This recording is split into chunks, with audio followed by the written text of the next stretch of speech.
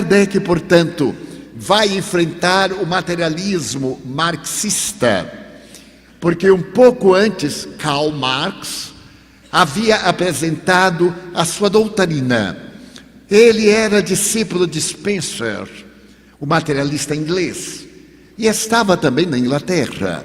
E, curiosamente, esse Marx, que prega a doutrina que lhe tem o nome, era, como dizem os seus biógrafos, um ocioso, nunca trabalhou.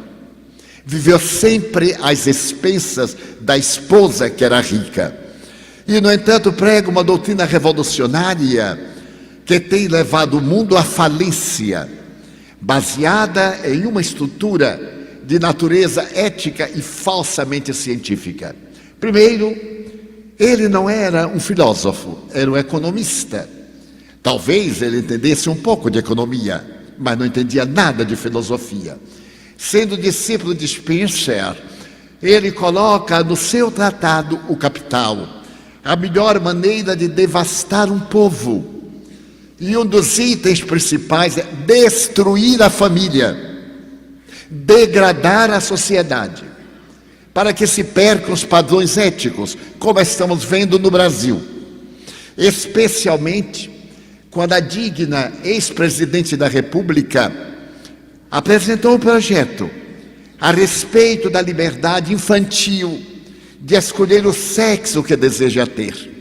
Não é importante a anatomia para o marxismo, porque o que interessa é a desordem, é a absoluta manifestação materialista, é a ausência total da dignidade ética. E então, Sua Excelência, a digna Presidente da República, apresenta esse projeto, que uma criança de 5 anos tem o direito de dizer qual é o sexo que deseja seguir.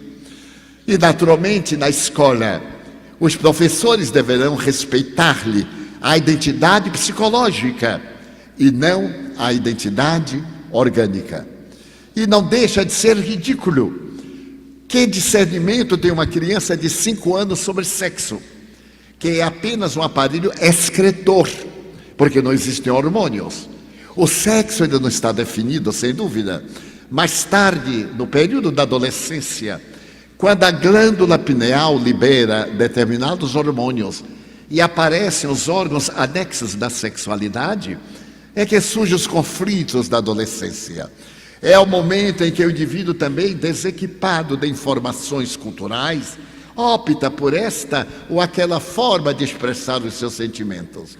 E felizmente evoluímos de tal forma que o preconceito a respeito das expressões do sexo, não é da sexualidade, são perfeitamente toleráveis, aceitos na atualidade, como outros preconceitos contra as diferenças raciais, a conduta moral e etc.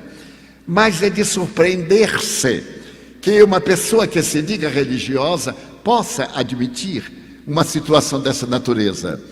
E então nós vemos a degradação moral no mundo, e particularmente no Brasil. Mas não são minhas as palavras. As palavras podem ser retiradas do Tratado de Psicologia do notável teólogo e psicólogo Rollo May, inglês, ou melhor, americano, que desencarnou faz 4 anos. Ele disse que os males da atualidade, da nossa sociedade em corrupção, são o sexismo, o egoísmo e o consumismo. E ético. Então surge o marxismo para poder corromper a sociedade e mantermos no estado de materialismo vil, perverso, mais cruel do que o nadaísmo, o existencialismo de Jean-Paul Sartre e Madame de Beauvoir. Aparece agora, e estamos numa sociedade atormentada, em que o sexo deixa de ser uma necessidade biológica para ser nada mais, nada menos do que erotismo. Especialistas em erotismo estão nas redes de comunicação, nas comunicações virtuais, levando-nos à exaustão. E o que responde a psicologia? Somos uma sociedade de pessoas vazias. O indivíduo vazio, que não tem ideal, O jovem na escola brutal, agressivo, o bullying, o desrespeito aos mestres, o desrespeito aos adultos e uma falsa proteção dos direitos humanos apresentada pela ONU, de que não se pode repreender uma criança para que ela não tenha conflito. Então, é claro, os pais ficam com conflitos para não darem nenhum conflito ao filho e deixa o selvagem, porque o estado infantil, segundo a tradição e as notáveis pesquisas, por exemplo, dos sexólogos, psicólogos do século passado e deste, é de que é um animalzinho entre aspas, porque somos animais em forma humana, é que é necessária a educação. E educar é criar hábitos. Ninguém tem hábitos sem disciplina. A disciplina é fundamental à educação moral da criatura humana. E desde quando a família se degrada, não tem lar.